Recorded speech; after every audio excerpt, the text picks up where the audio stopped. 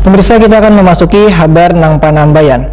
Berbagai elemen warga mulai dari anggota TNI, Polri, DPRD, tenaga pendidik, wartawan, tokoh agama, tokoh warga, hingga bubuhan lansia mengikuti vaksinasi COVID-19 tahap pertama di Gedung Mahligai Pancasila, Jalan R. Suprapto, Banjarmasin Tengah.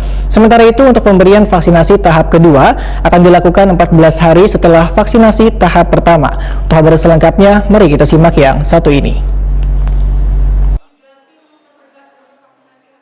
Berbagai elemen warga mulai dari anggota TNI, Polri, DPRD, tenaga pendidik, wartawan, tokoh agama, tokoh warga, hingga bubuhan lansia mengikuti vaksinasi COVID-19 tahap pertama di Gedung Mahligai Pancasila, Jalan R. Suprapto, Banjarmasin Tengah, beisukan Rabu 3 Maret 2021.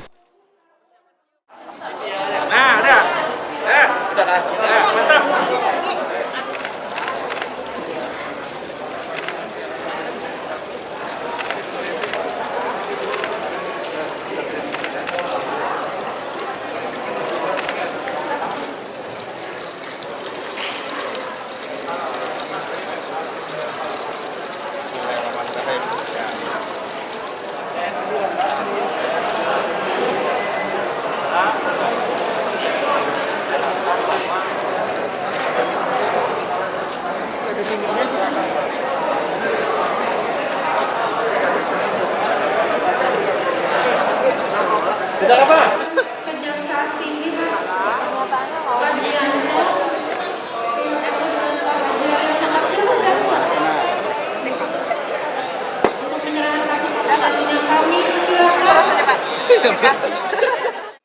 PJ Gubernur Kalimantan Selatan Safrizal ZA, Wetakoni Prima TV memadahkan vaksinasi ini sebagai bentuk kolaborasi kerjasama seberatan pihak. Nang menandakan Kalimantan Selatan siap untuk dilakukan vaksinasi. Kegiatan hari ini adalah bentuk kolaborasi kerjasama semua pihak antara pemerintah, TNI, Polri, kesehatan, ulama, tokoh pers, tokoh agama, semua menandakan bahwa Kalimantan Selatan siap ya untuk dilakukan vaksinasi.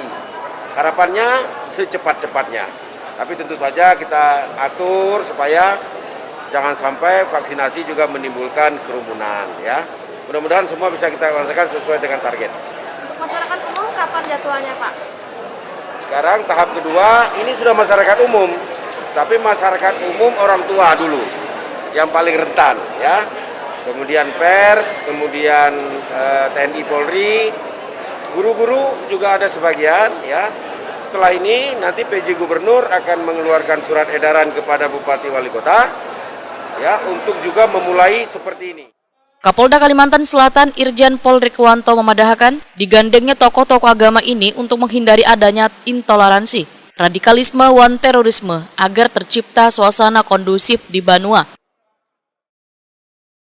Jadi intinya adalah MOU antara Kepolisian Negara Republik Indonesia dengan ulama-ulama yang dalam hal ini diwakili oleh NU dengan Muhammadiyah. Maksudnya adalah untuk supaya Kalimantan Selatan aman dari hal-hal yang negatif berkaitan dengan intoleransi, kemudian radikalisme dan terorisme. Kita kerjasama dalam kaitan membuat Kalimantan Selatan tetap kondusif. Tidak ada potensi radikal, tidak ada potensi intolerisme, tidak ada potensi terorisme. Dan wujud di lapangan nanti kita akan saling mengunjungi, ya, saling berbagi informasi, saling menenangkan masyarakat agar supaya menjalani kehidupan sehari-hari dengan benar. Kemudian menuntut ilmu dengan benar, bersosialisasi dengan masyarakat dengan benar, juga mencari guru-guru dalam rangka menuntut ilmu dengan benar juga. Ketua DPRD Kalimantan Selatan Supian HK menyatakan vaksinasi ini adalah suatu kewajiban setiap warga negara untuk mencegah mewabahnya COVID-19.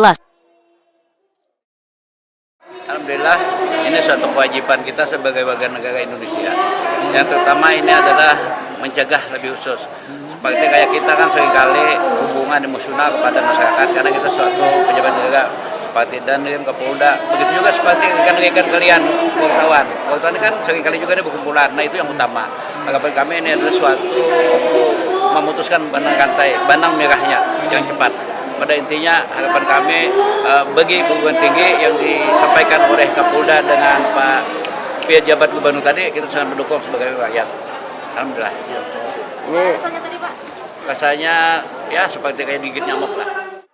Sementara itu, untuk pemberian vaksinasi tahap kedua akan dilakukan 14 hari setelah vaksinasi tahap pertama.